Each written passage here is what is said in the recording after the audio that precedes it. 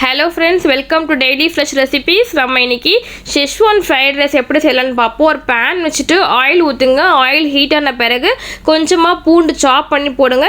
பூண்டு நல்லா வதங்கின பிறகு கொஞ்சமாக ஆனியன், ஒரு வெங்காயம் எடுத்துருக்கேன், பொடி பொடியாக அரிஞ்சு போட்டு வெங்காயம் வதங்கின பிறகு கேரட்டு, பீன்ஸு சேர்த்துட்டு நல்லா வதக்கணும். சரிங்களா? கொஞ்சம் உப்பு வேணால் உப்பு போட்டுக்கோங்க, கொஞ்சம் காயிலையும் உப்பு இறங்கும். சரிங்களா? அதுக்கப்புறமா நல்லா வதக்கிட்டே வரணும்.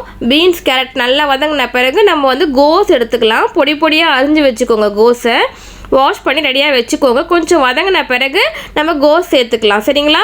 கொஞ்சமாக கோஸ் சேர்த்துக்கிறேன். நான் இன்றைக்கி ஒரு 3 பேருக்கு செய்கிறேன்.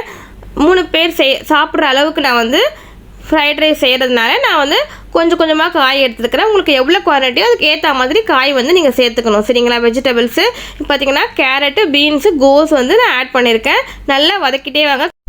வெஜிடபிள்ஸ் நல்லா குக் ஆகி வரணும், அது வரைக்கும் வதக்கிட்டே வாங்க. சரிங்களா? கொஞ்சம் நேரம் எனக்கு ஆகிடுச்சு. 5 மினிட்ஸ்க்கு போல் நான் வதக்கிட்டே வந்தேன். நல்லா குக் ஆகிடுச்சு. இப்போது இந்த டைமில் நான் ஏற்கனவே வெடிச்சு வச்ச பாஸ்மதி ரைஸ் வேக வச்சு வச்சுருந்தேன், அதை சேர்த்துக்கிறேன். சரிங்களா? இதுக்கப்புறமா நம்ம இதில் சாஸ்லாம் சேர்க்கணும். டொமேட்டோ சாஸ், சோயா சாஸ் நான் கொஞ்சம் சேர்க்குறேன். சரிங்களா? அதுக்கப்புறம் சில்லி சாஸ், இது 3 சேர்த்துக்கோங்க. சில்லி சாஸ், டொமேட்டோ சாஸ், அதுக்கப்புறம் சோயா சாஸ், இது 3 சேர்த்துட்டு நல்லா பரட்டி விடணும். வேணும்னா உங்களுக்கு இன்னும் காரம் அதிகமாக வேணும் அப்படின்னா நம்ம சில்லி ஃப்ளேக்ஸும் சேர்த்துக்கலாம். ஓகேங்களா? நான் எனக்கு கொஞ்சம் காரம் கொஞ்சம் கம்மியாகவே போதும் அப்படிங்கிறதுனால நான் சில்லி சாஸோட ஸ்டாப் பண்ணிட்டேன். அதுக்கப்புறமா நல்லா பரட்டி விட்டுட்டு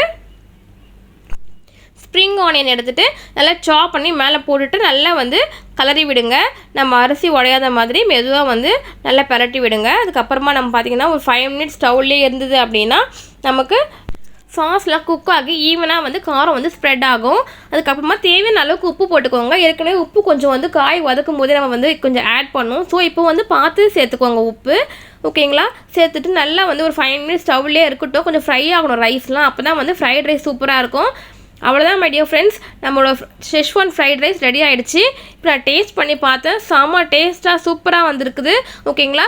சில்லி சாஸ் தான் ரொம்ப ரொம்ப முக்கியம் ஷெஸ்வான் ஃப்ரைட் ரைஸ்க்கு. ஓகேங்களா? தேங்க்ஸ் ஃபார் வாட்சிங் மை டியர் ஃப்ரெண்ட்ஸ்.